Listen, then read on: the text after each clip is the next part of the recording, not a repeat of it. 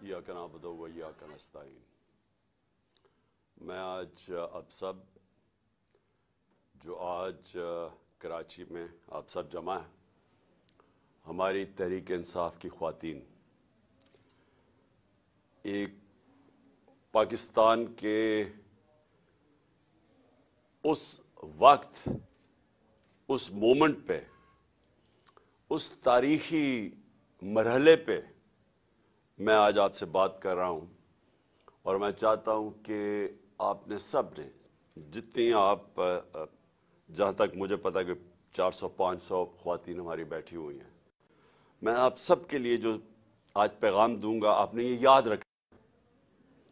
क्योंकि देखें, मुल्क की तारीख में ऐसे वक्त आते हैं जिनको तारीख डिफाइनिंग मोमेंट्स कहती है। आवाज आ रही? डिफाइनिंग मोमेंट्स का क्या मतलब होता है?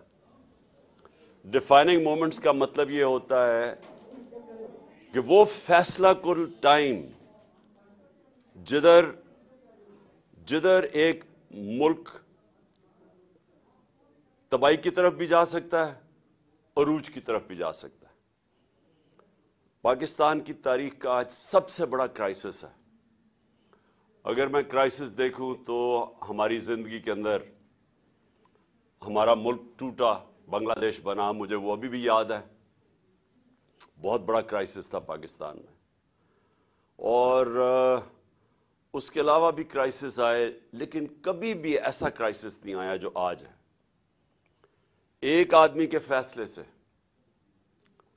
वो कौन था, वो अब सब जानते हैं कौन था, जिसके फैसले से एक ऐसा मुल्क के अंदर बुरहान आया है जिसकी पेशन गोई आज से मैंने 7 महीने पहले कर दी थी।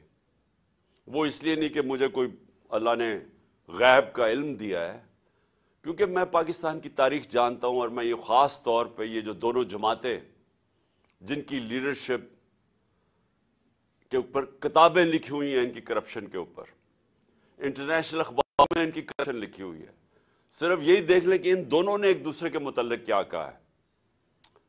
20 साल ये एक दूसरे को चोर कहते रहे और दोनों ही सच बोल रहे थे। इनकी गवर्नमेंट 90 की दिहाई में 2-2 दफा करप्शन में गई। तो जब ये दो करप्ट खानदान ऊपर बैठे थे, तो आप याद रखें कि हिंदुस्तान 90 की दिहाई में पहले हमारे से आगे निकला।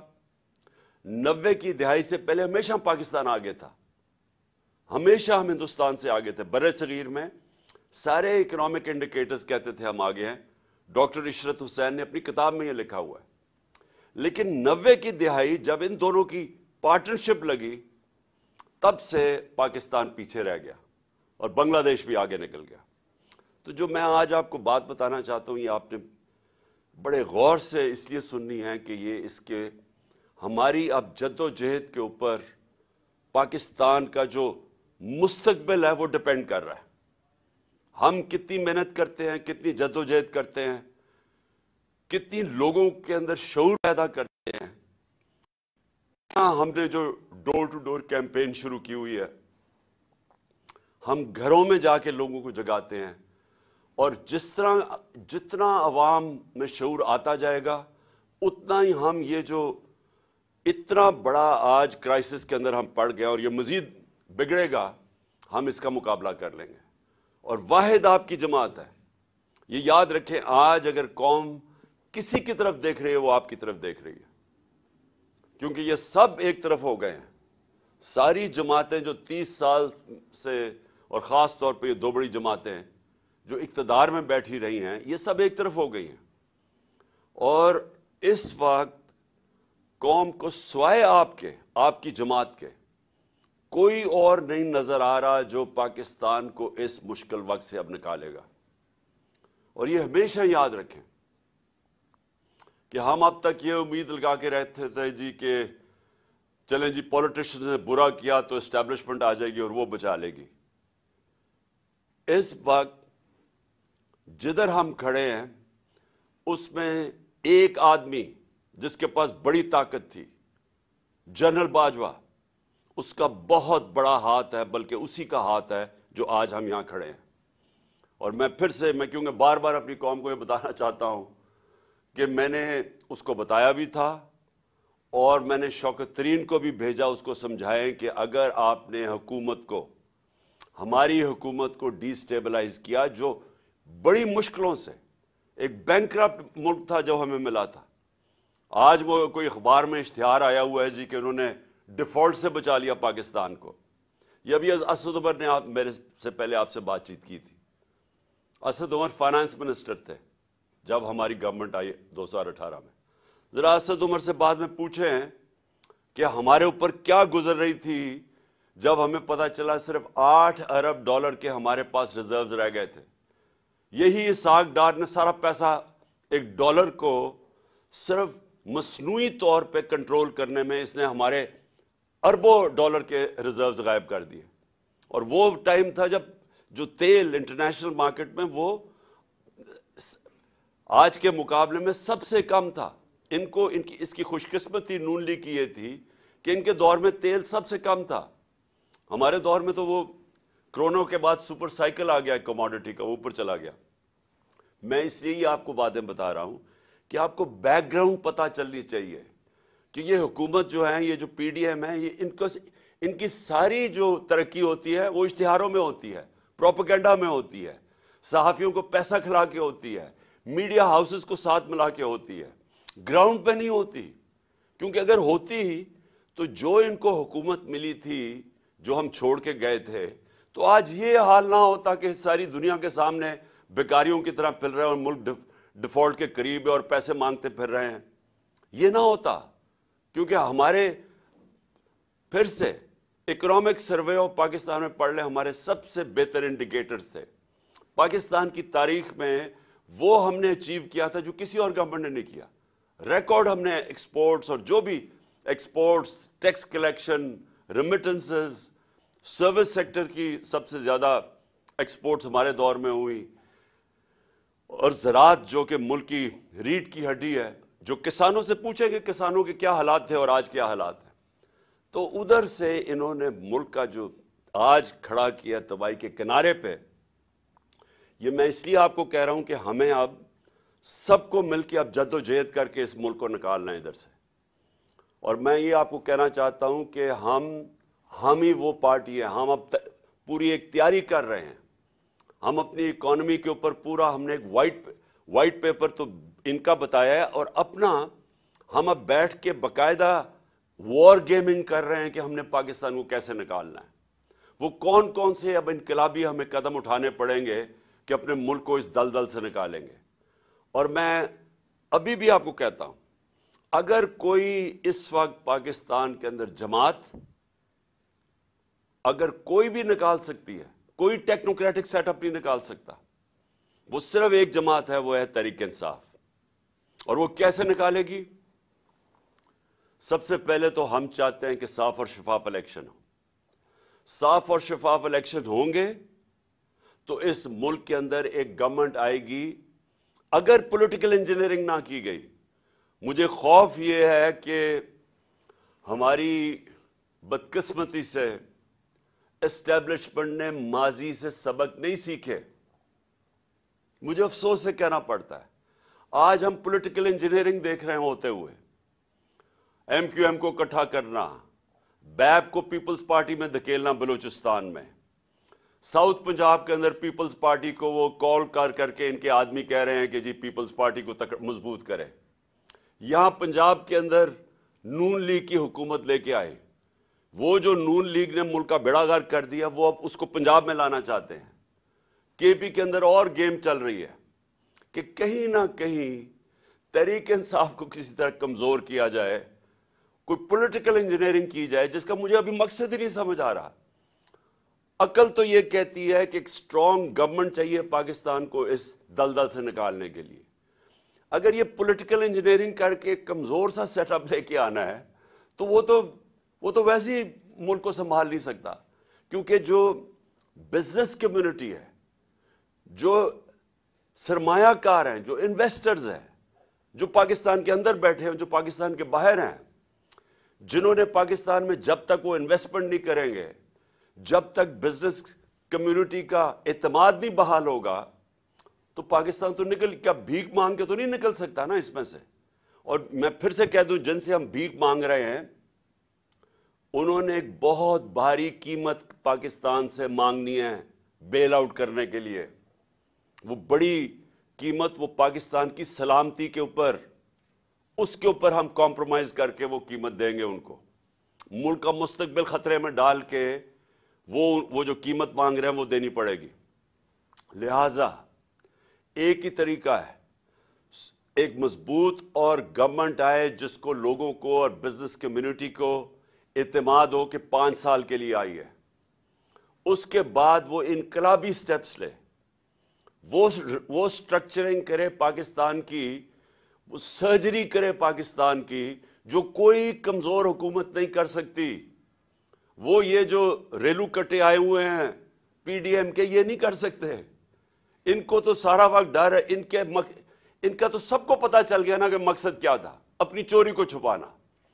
پہلے یہ ملک کی تباہی کرتے ہیں پاکستان سے پیسہ چوری کر کے, پھر اس کی تباہی کرتے ہیں وہ ملک سے باہر منی لانڈرنگ کر کے, بڑے بڑے محلات اور بزنسز اور گھر لے کے, اور پھر تباہی کرتے ہیں اس چوری کو این آر او دلوانے کے لیے, ملک کو بچانے کے لیے. جو انہوں نے ابھی نیب امینڈمنٹس کیے ہیں, انہوں نے دروازے کھول دیے وائٹ کالر کرائم کے.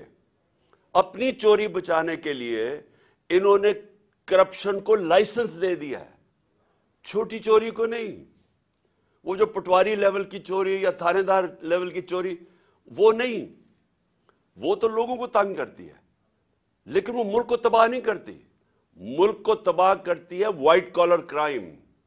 جب پرائم منسٹر ملک سے پیسہ چوری کرتا ہے, جب اس کے وزیر چوری کرتے ہیں, جس کو کہتے ہیں کرونی کیپٹلزم, کہ وہ وزیر اور پرائم منسٹر بڑے بڑے سرمایہ کاروں یا بزنس مین سے مل کے جب چوری کرتے ہیں اور وہ ملک سے پھر چوری کر کے پیسہ باہر بھجواتے ہیں, ایسے ملک تباہ ہوتے ہیں. یہ صرف پاکستان کا مسئلہ نہیں ہے. یہ آج اگر آپ ساری دنیا کی ڈیولپنگ ورلڈ دیکھ لیں, ڈیولپنگ ورلڈ کا مطلب جدھر غربت ہے, وہ ساری دنیا کے ان ملکوں میں جدھر غربت ہے وہاں سب اس طرح کی چوری ہو رہی ہے. وائٹ کالر کرائم پکڑی نہیں جاتی وہاں, وہ پیسہ چوری کر کے باہر بھیجتے ہیں آف شور بینک اکاؤنٹس میں, لندن جیسے بڑے بڑے مے فیئر کے فلیٹس میں, ون ہائیڈ پارک جدھر کو کچھ 10 ارب روپے کا جناب شریف خاندان کے بیٹے کے گھر میں رہتا ہے. یہ چوری تباہ کرتی ہے قوموں کو. ڈالر کم ہوتے ہیں, روپے کی قیمت گرتی ہے, روپے کی قیمت گرتی ہے, مہنگائی آتی ہے, غربت بڑھتی ہے. جب آپ کا روپیہ گرنا شروع ہوتا ہے کوئی انویسٹ نہیں کرتا, وہ پیسے لوگ سارے ڈالروں میں رکھنے شروع ہو جاتے ہیں, ڈالرائزیشن آف اکانومی ہو جاتی ہے, انویسٹمنٹ رک جاتی ہے, بے روزگاری بڑھ جاتی ہے, مہنگائی بڑھ جاتی ہے, جو آج پاکستان میں ہو رہا ہے. تو اس لیے یہ جو وقت ہے یہ وقت ہے جدوجہد کرنے کا. ہم ایک پرامن انقلاب بیلٹ باکس کے ذریعے لانا چاہتے ہیں. میں ساری ان قوتوں کو کہہ رہا ہوں جن کے پاس اس وقت طاقت ہے, میں آج آپ سب کو کہہ رہا ہوں کہ اگر آپ آج سب مل کے, سارے اداروں کو میں کہہ رہا ہوں کہ یہ پاکستان ہم سب کے ہاتھ سے نکل جائے گا. ہم اب سری لنکا سچویشن کے پہلے تو جب میں نے بات کی تھی 1 جون کے اندر ایک انٹرویو دیا تھا میں نے سبی ابراہیم کو, تو مجھے کہا تھا غدار ہے یہ. آج ساری دنیا وہ باتیں کر رہی ہے کہ ہم جا رہے ہیں ادھر جدھر سری لنکا کا مطلب یہ کہ لوگوں نے سڑکوں پہ اب آ جانا ہے. آٹے کی قیمت جدھر چلی گئی ہے اور آٹا مل نہیں رہا, وہ جو بیچارہ ایک آدمی کل آٹے کی لائن میں کھڑا ہو کے اپنی جان کھو بیٹھا ہے, یہ اب آگے مزید اور بڑھنے والا ہے. لوگوں کو کھانا جس ریٹ آٹا کی قیمت گئی ہے, ہمیں سب سے سوال پوچھنا چاہیے کون سی قیامت آ گئی پاکستان میں کہ کیا اپریل میں کیا تھا, مارچ میں پاکستان کدھر کھڑا تھا اور آج کدھر کھڑا ہے, کیا ہوا ہے؟ ہم سب سے مشکل تو تیل کی قیمتیں تھی نا, تیل اوپر چلا گیا تھا. ہمارے دور میں 70-80 ارب ڈالر سے تیل کی قیمت چلی گئی تھی $110-115 تک. مشکل تو ہمیں وہاں پڑی ہوئی تھی, اب تو تیل نیچے آ گیا ہے. تو کیا یہ وجہ ہے کہ آج پاکستان میں قیمتیں بھی آسمانوں پہ چلے گئی ہیں, روپیہ بھی گر گیا ہے, انڈسٹری بھی بند ہو رہی ہے, آج 50 سال میں سب سے زیادہ مہنگائی ہے پاکستان میں اور بڑھتی جا رہی ہے. آج کوئی مجھے سمجھائیں کہ کیا وجہ ہے کہ پاکستانی دل مایوس ہو کے ملک چھوڑ کے جا رہے ہیں. 7.5 لاکھ پاکستانی چھوڑ کے ملک چلے گئے ہیں. کیونکہ امید ختم ہو گئی ہے. وہ جب ان لوگوں کی شکلیں دیکھتے ہیں اور دیکھتے ہیں کہ بدقسمتی سے ہمارے طاقتور حلقے بھی ان کے ساتھ کھڑے ہیں, لوگ تو مایوس ہو گئے ہیں پاکستان سے. تو یہ وقت ہے, یہ میں سارے اداروں کو کہہ رہا ہوں کہ یہ وقت ہے ملک کو سنبھالنے کا. یہ سب کے ہاتھ سے نکلنے والا ہے اور یہ سنبھالے گی ایک پولیٹیکل پارٹی جس کی جڑیں ہیں سارے پاکستان میں, جو کہ فیڈرل لیول کے اوپر واحد ایک پولیٹیکل پارٹی ہے جو ملک کو اکٹھا رکھ سکتی ہے. ہمارے دشمنوں کا ایجنڈا پورا ہو رہا ہے. یہ تو حکومت ایسی آئی ہے, یہ جو امپورٹڈ حکومت ہے, یہ تو ایسے آئی ہے کہ ایک ایجنڈا پہ آئی ہے ملک کو تباہ کرنے کے لیے, اور ملک کو اپنے گھٹنوں پہ کرنے کے لیے, تاکہ ہم کمزور ہوں اور پھر ہم جو بیرونی ایجنڈا چاہتا ہے, ہمارے دشمن چاہتے ہیں کہ کمزور پاکستان کو ٹکڑوں میں کر دے, یہ تو اس طرف جا رہے ہیں ہم. یہ ہے وقت ایکشن لینے کا. ایکشن کیا ہے؟ Free and fair elections. کوئی ہم کسی سے مدد نہیں مانگ رہے, ہم کوئی کسی کی سپورٹ نہیں چاہ رہے, ہم صرف جمہوریت چاہ رہے ہیں اس ملک میں صاف اور شفاف الیکشن کروانے کی. یہ صرف ہماری ڈیمانڈ ہے پاکستان میں, اب نہیں. جب سے میری گورنمنٹ, بلکہ جب یہ سازش ہو رہی تھی, میں نے تب ہی الیکشن اناؤنس کر دیے تھے. ہمیں الیکشنز چاہیے. الیکشن سے ایک ہی طریقہ ہے. میں آج چیلنج کرتا ہوں, کسی طبقے سے آج پوچھ لیں کہ جناب ہم کیسے نکلیں گے اس میں سے, اس دلدل میں سے کیسے نکلیں گے. ہر عقل مند انسان ایک ہی بات کرے گا, صاف اور شفاف الیکشن. اور کوئی پولیٹیکل انجینئرنگ خدا کے واسطے نہ کریں. یہ جو ہمارے ملک میں اسٹیبلشمنٹ نے پولیٹیکل انجینئرنگ کی ہے, پیچھے اٹھا کے دیکھیں کتنا نقصان پہنچا ہے پاکستان کو. شارٹ ٹرم گینز کے لیے لانگ ٹرم ڈیزاسٹر ہوا اس کا.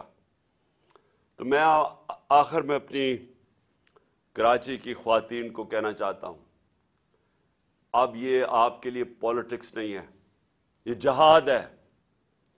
آپ اصل میں ملک کے لیے, اب اپنی قوم کے لیے نکل رہے ہیں. آپ اپنی ذات کے لیے نہیں نکل رہے, عہدوں کے لیے نہیں نکل رہے, وزارتوں کے لیے نہیں نکل رہے. آپ اپنے ملک کو بچانے کے لیے نکل رہے ہیں. ایسے حالات میں نے کبھی پاکستان میں ایسے حالات نہیں دیکھے تھے. صرف جب ہمارا ملک ٹوٹا تھا تو مجھے تب یاد ہے کہ اس طرح کا ہمیں خوف تھا. یہ اس کے بعد اتنا بڑا کرائسس آ چکا ہے, اور یہ جتنی دیر یہ اوپر بیٹھے رہیں گے, یہ کرائسس مزید بڑھتا جائے گا. کوئی کسی کے پاس حل نہیں ہے. انہوں نے ہر مہینے پاکستان نیچے گیا ہے. یہ جب سے آئے ہیں, تب سے اب دیکھ لیں, ہر اکنامک انڈیکیٹر نیچے جا رہا ہے. اور یہ سمجھ رہے ہیں کہ اشتہار دے کے شاید نکلائیں. اب وہ اشتہاروں کا بھی وقت چلا گیا ہے. اب سوشل میڈیا آ گیا ہے, سیاسی شعور آ گیا لوگوں میں. ہر چیز, آپ کوئی چیز سٹیٹمنٹ دیتے ہیں, آدھے گھنٹے کے اندر سوشل میڈیا اس کو بے نقاب کر کے رکھ دیتا ہے. تو آپ کے لیے جہاد ہے. یہ ٹائم ہے کہ آپ نے ڈور ٹو ڈور جانا ہے. میں خواتین کو خاص طور پہ کہہ رہا ہوں, کیونکہ اس وقت میں نے دیکھا ہے کہ جو ہمارا بائی الیکشن ہوا ہے, اس میں ہم اس کے باوجود بائی الیکشنز میں کہ ساری پارٹیز ایک ٹکٹ پہ لڑی, الیکشن کمیشن نے اتنی بے شرمی سے ان کی مدد کی, اسٹیبلشمنٹ ان کے ساتھ کھڑی ہوئی, اور صرف ہم کیسے جیتے کہ پاکستانی قوم نکلائی ووٹ ڈالنے کے لیے. انہوں نے ہمارے ووٹس بھی باہر پھینکے, جو حلقوں سے کوشش کی کہ ہمارے ووٹس باہر پھینک دیں, فیملیز کے ووٹ توڑے, سب کچھ کیا انہوں نے. لیکن جو ہم نے آخر میں اسیس کیا, کبھی اس طرح خواتین نہیں نکلی تھی ووٹ ڈالنے میں جو اس باری نکلی ہیں. اور میں اصل میں کہوں گا کہ ہمیں خواتین کی ووٹ نے اصل میں ہمیں یہ سارے جو 75% بائی الیکشن ہم جیتے ہیں, انہوں نے ہمیں جتائے ہیں. اس لیے آپ کے اوپر بڑی ذمہ داری ہے. آپ کا ملک ہے, آپ کی فیملیز ہیں, آپ کا مستقبل ہے. آپ نے اب مل کے ہمارے ساتھ اس ملک کی خواتین اور مردوں نے اور بچوں نے اور سٹوڈنٹس نے اور نوجوانوں نے مل کے اب انشاءاللہ پاکستان کو اس بحران سے نکالنا ہے۔ پاکستان زندہ باد۔